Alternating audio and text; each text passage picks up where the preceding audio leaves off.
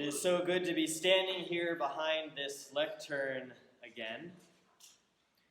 I haven't preached a sermon since Easter Sunday, so I hope I remember how to do it. Judging by my lapse of not grabbing a bulletin, all bets are off.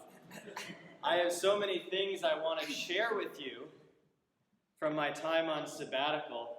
Many I will share during the Adult Forum Hour throughout the upcoming school year.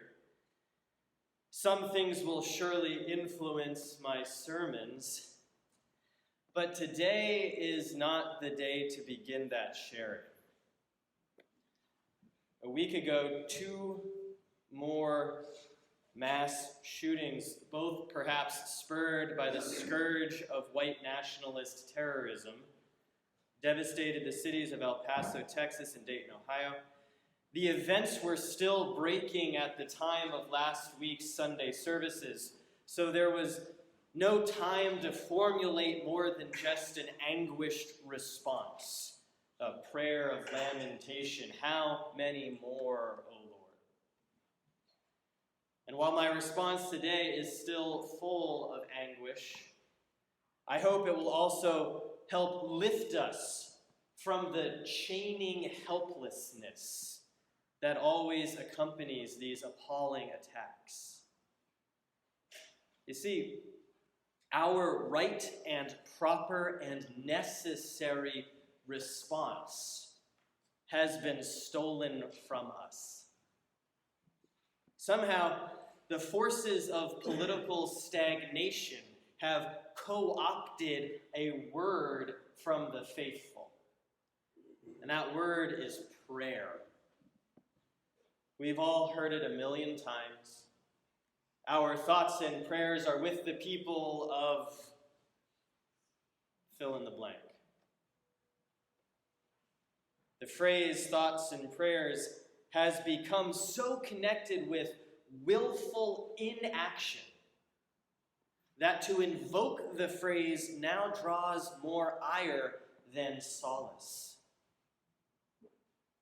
And we see this same pattern happening in today's reading from the prophet Isaiah.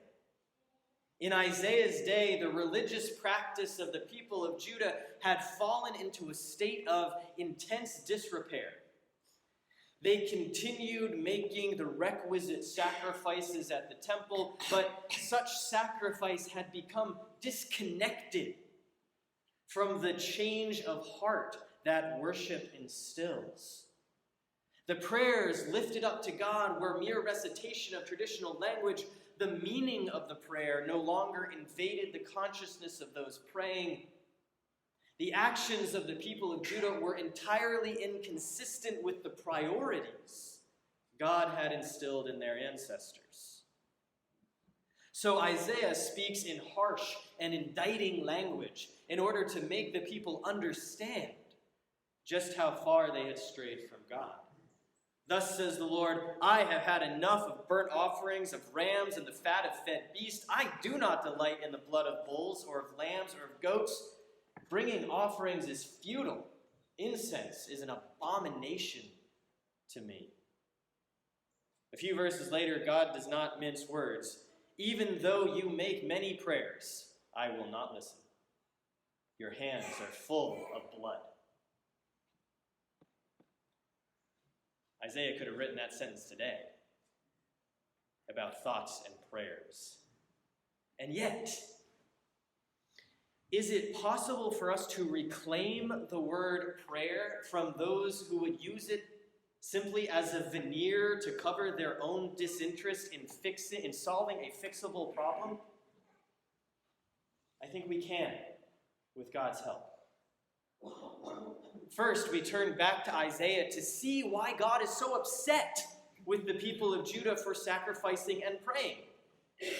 Through the prophet, God says, wash yourselves. Make yourselves clean. Remove the evil of your doings from before my eyes. Cease to do evil. Learn to do good. Seek justice. Rescue the oppressed. Defend the orphan. Plead for the widow.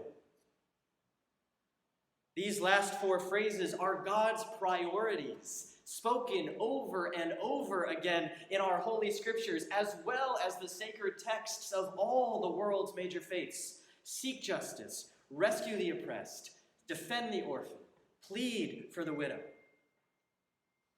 God doesn't want to hear prayer or witness sacrifice because both of those sacred acts were designed to bring people to God's priorities. And in Isaiah's day, both sacred acts had been gutted of their power to change people's lives. Sacrifice was meant to bring people back into right relationship with God so that people would seek justice and rescue the oppressed.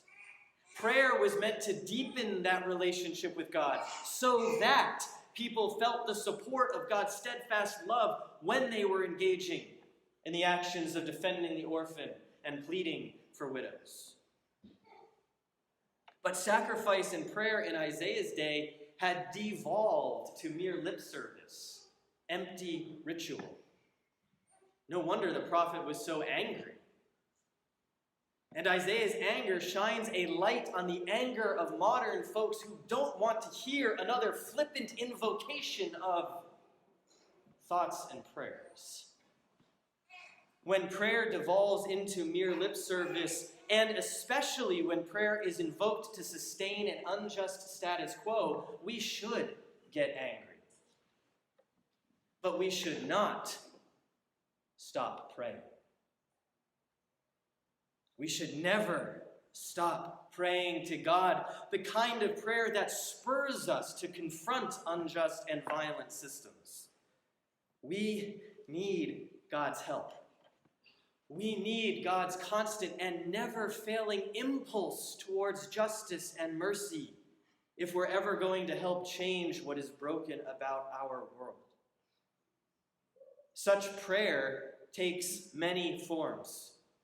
First, the prayer of holding the world's pain in holy silence within the eternal love of God. We have no words for the pain caused both by the evil we abet and the evil we endure. So we come to God in God's first language, the language God spoke before let there be, the language of silence. And in silence, we reach for the deepest of truths, that God is, as Ephesians says, above all and through all and in all. In silence, all biases, all arguments, all ideologies fade away. We remember who made us, and we remember why God made us. Silence becomes the place from which we speak out in love, from which we speak out for justice. Second, prayer motivates us to act. All true prayer begins with God. God initiates always. We are always the responders. Thus, prayer is our response to God's priorities, seeking justice, rescuing the oppressed, and so forth. Prayer is also our part of nourishing and deepening our relationships with God, so we can be about God's mission in the world. And third, prayer reminds us that we are not alone. We come together in community to pray. Our collective prayer helps us stand in solidarity against injustice, oppression, racism, violence. White nationalist domestic terrorists might have their vitriolic websites and online forums which masquerade as community, while really only being repositories for like-minded hate. But we have true community. Girded by collective prayer to a just and loving God, we have true community, supporting a vision of a peaceful, equitable, and safe world for all people. We call this the reign of God. And our collective prayer helps us maintain a vision of this reign while we work to end the reign of terror. So the next time, and sadly there will be a next time, that a devastating act of assault rifle wielding evil causes a politician to invoke thoughts and prayers, don't let that person's insincere invocation induce you to stop praying. Don't let that happen. Prayer is the motive force of our faith. And our God of love and justice is always calling us to respond. Amen.